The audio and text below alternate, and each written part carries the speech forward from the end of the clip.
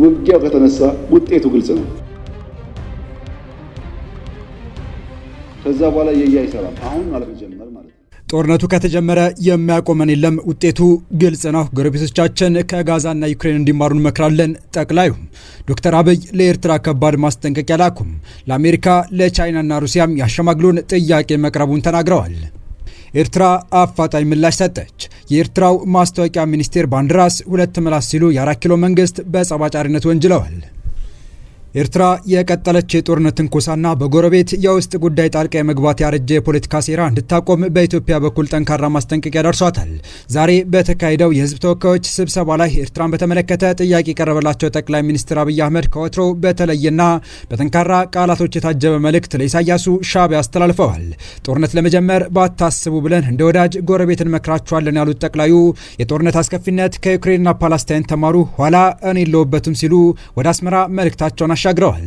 ይህንን የሰሙት ኢሳያስን በማስታወቂያ ሚኒስትራቸው በኩል በተቃራኒው የ4 ኪሎን መንግስት በጸባጫሪነት ወንጅለው አፋጣኝ ምላሽ ሰጥተዋል። እኛም በአሁኑ የመረጃ ሰዓታችን ስለከረረው የሀገራቱ ውጥረት ልንዳስስ ወደናል። ሰላም ውድ የሁሉ ዴይሊ ቤተሰቦች እንደምናላችሁ። ቻናሉን ሰብስክራይብ፣ ላይክ፣ ሼር ያደረጋችሁ እስከ ጥንቅራችን ፍጻሜ አብራችሁን ቆዩ።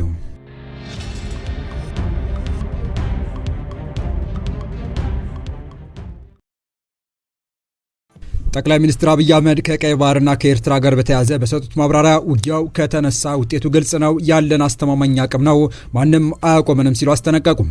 ኢትዮጵያ የቀይ ባህር ጉዳይ በተመለከተ ለአሜሪካ፣ ለቻይና፣ ለሩሲያና ለበርካታ ሀገራት እንዲያሸማግሏትና መፍትሄ እንዲያመጡ ጥያቄ ማቅረቧን ጠቅላይ ሚኒስትር አብይ አህመድ አክለው ገልጸዋል።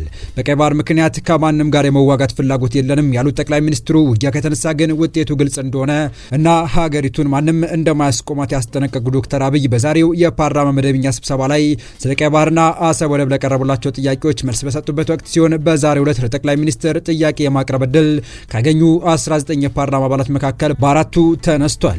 ጉዳዩን ከኤርትራ ጋር ባለው ግንኙነት ውስጥ እንዴት እንደሚታይ የጠየቁ ሁለት የገዢው ብልጽግና ፓርቲ አባላት ከዚህ ቀደም በተመሳሳይ መድረክ ስለ ሀገሪቱ ሲነሳ ከሚነገርበት አካሄድ በተለየ መልኩ የኤርትራን ገዢው ፓርቲ ሻዕቢያን በሚል ስያሜ ሲጠሩት ተደምጠዋል።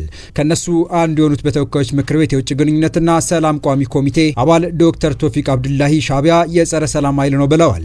የሻዕቢያ ቡድን የኢትዮጵያን ፍትሃዊ ጥያቄ ለማዛባት የሐሰት ፕሮፓጋንዳ የሚነዙና የሚያሰራጩ ኃይሎችን አሰማርቷል። በሀገራችን ውስጥ ግጭቶች እንዲባባሱ ተግቶ ከመስራት ጀምሮ የተለያዩ አፍራሽ ሙከራዎችን እያደረገ ይገኛል ሲሉ ዶክተር ቶፊቅ ወንጅለዋል። የፓርላማ አባሉ የሀገር ሉዓላዊነት የሚጥስ ያሉትን የሻዕቢያ እኩይ ተግባርና የሽብር ድርጊት የዓለም አቀፍ ማህበረሰብ እንዲገነዘብ በመንግስት በኩል እየተሰሩ ያሉ ስራዎችን በተመለከተ ማብራሪያም ጠይቀዋል። የዓለም ጤና ምርጫ ክልል የብልጽግና ፓርቲ የፓርላማ ተወካይ የሆኑት አቶ ጫላላሚ በበኩላቸው ከህግና ስርዓት ባፈነገጠ መንገድ ይንቀሳቀሳል ያሉት የህወሓትን ቡድን ከሻዕቢያ ጋር በማበር ለጦርነት እየተዘጋጀ መሆኑን በመጥቀስ ነቅፈዋል። አንዳንድ መረጃዎች እንደሚጠቁሙት የህወሓት አዛውንቶች ቡድን ከሻዕቢያ ኃይሎች ጋር ግንባር ፈጥረው ለጥፋት እየተንቀሳቀሱ መሆኑ ይሰማል። በመሆኑም ሉዓላዊነታችንን የሚዳፈር የሻዕቢያ እንቅስቃሴ ለመክታት እየተሰሩ ያሉ ስራዎች በምን ደረጃ ላይ እንደሚገኙ ማብራሪያ ቢሰጡ ሲሉ ለጠቅላይ ሚኒስትሩ ጥያቄ አቅርበዋል። ተቃዋሚ የአማራ ብሔራዊ ንቅናቄ አብን ወክለው የፓርላማ አባል የሆኑት ዶክተር ደሳለኝ ጫኔ የኢትዮጵያ መንግስት ቀይ ባህርን የማስመለስ ጉዳይ እንደ ህልውና ጉዳይ ማቅረቡን በተመለከተ አስተያየትና ጥያቄያቸውን ሰንዝረዋል።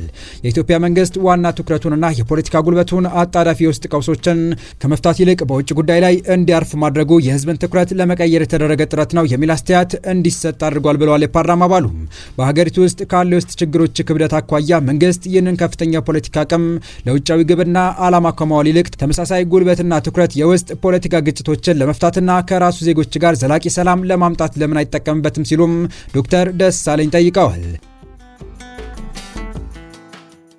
ብሔራዊ ጥቅምን ለማስከበር የሚደረግ ማንኛውም አይነት ዲፕሎማሲያዊ ጥረት በግሌ እቀበለዋለሁ ያሉት የፓርላማ አባሉ መንግስት ጉዳዩን የመራበት መንገድ ግን 10 ድስት ጥዶ አንዱንም ሳያማስል እንደሚያሳርረው አይነት ነው ሲሉ ተችተዋል።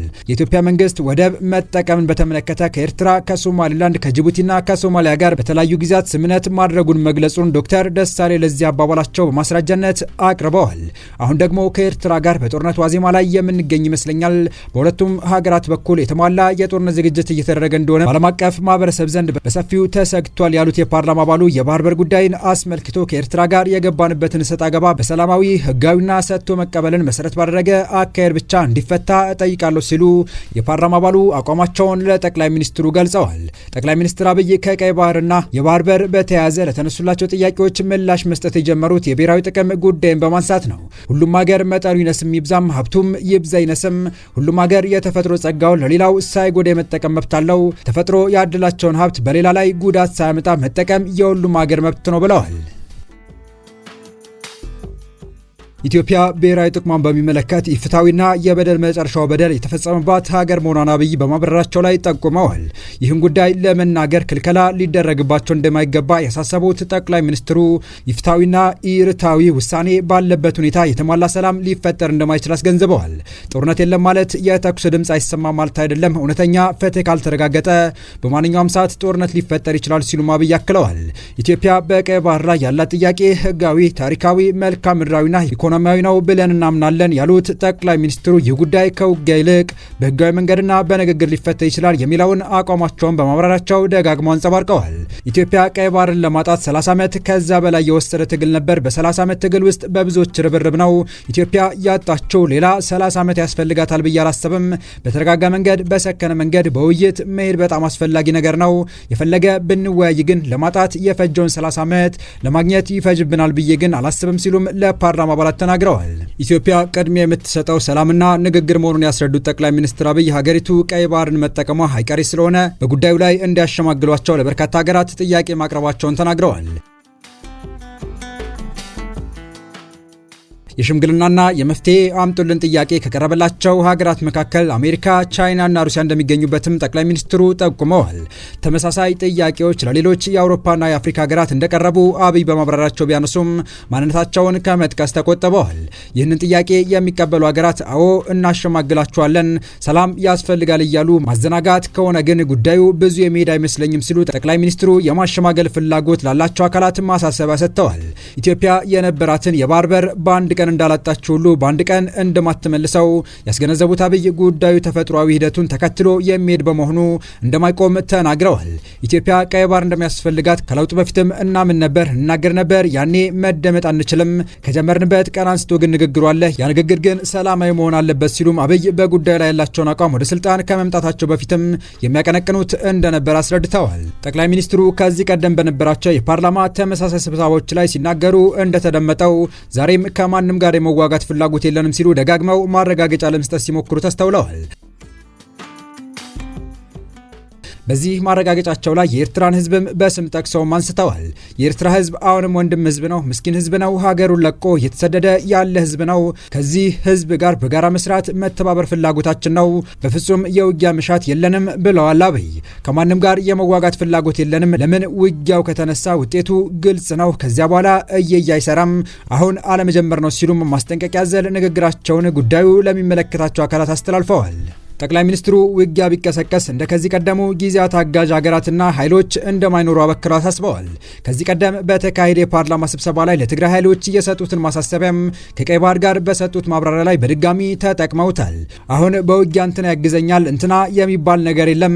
ሰው እንዴት ዩክሬንን እያየ ፍልስጤምን እያየ ስለማገዝ ያወራል? ማንም አይሞትልህም፣ ሞራል ይሰጣል እንጂ አይሞትልህም። መጨረሻ የምትሞተው አንተነ። አያዋጣም ሲሉ ጠቅላይ ሚኒስትሩ ተናግረዋል። አሁን ባለው ዓለም አቀፋዊ ሁኔታ ውጊያ በቲፎዞ እንደማይቆምም አብይ በአጽንኦት አንስተዋል። ከማንም ጋር ግጭት ለማድረግ ፍላጎት የለንም። ከገባን ግን ግልጽ ነው ውጤቱ። አስተማማኝ አቅም ነው ያለን። ማንም አያቆመንም። ይሄ ግልጽ ነው መሆን ያለበት። ማንም አያቆመንም። ወደዚያ እንዳንሄድ በኃላፊነት መስራት አስፈላጊ ይመስለኛል ሲሉ አሳስበዋል።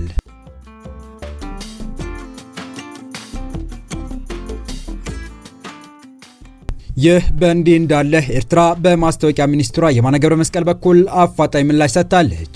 የብልጽግና ፓርቲ አመራሮችን በአንድ ራስ ሁለት ምላስ ሲሉ የወቀሱት የኤርትራ ማስታወቂያ ሚኒስትር አቶ የማነ በዚሁ በይፋዊ ኤክስ ገጻቸው ላይ ባሰፈሩት ጽሑፍ የብልጽግና አመራሮች ራሳቸው የሚያወሩትን እውነት የማይኖሩ ናቸው ሲሉ የወነጀሉ ሲሆን ለዚህም ከቀናት በፊት በባህር ዳር የተካሄደውን የጣና ፎረም ዓለም አቀፍ ስብሰባና በቢሾፍቱ ከተማ በሚገኘው የኢትዮጵያ አየር ኃይል ሰራዊት ግቢ ውስጥ በድምቀት የተከበረውን የመከላከያ ቀን እንደ ማጣቀሻ ተጠቅመዋል።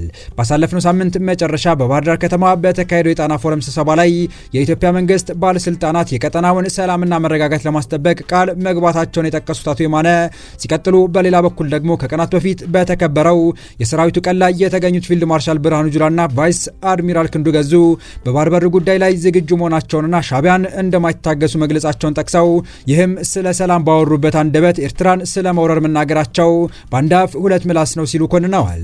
የተወደዳችሁ የቻናላችን ቤተሰቦች ለእናንተ ይመጥናሉ ብታደምጧቸው ታተርፉባቸዋላችሁ ብለን የመረጥንላችሁ ዕለታዊ መረጃዎቻችን እስካሁን ያደመጣችኋቸው ነበሩ። በተመሳሳይ ሀገራዊና ቀጠናዊ ጉዳዮች እንዲሁም ዓለም አቀፋዊ የጂኦፖለቲካ ወታደራዊና አነጋጋሪ ክስተቶችን ዕለት በዕለት ተከታትለን በትኩስ ይዘን እንደምንቀርብ እያሳወቅን የቻናሉ ቤተሰብ ካልናችሁ ሰብስክራይብ፣ ቪዲዮን ላይክ እና ሼር በማድረግ ተደራሽነታችን ታሰፉ ዘንድ አክብሮታዊ ግብዣችን ነው።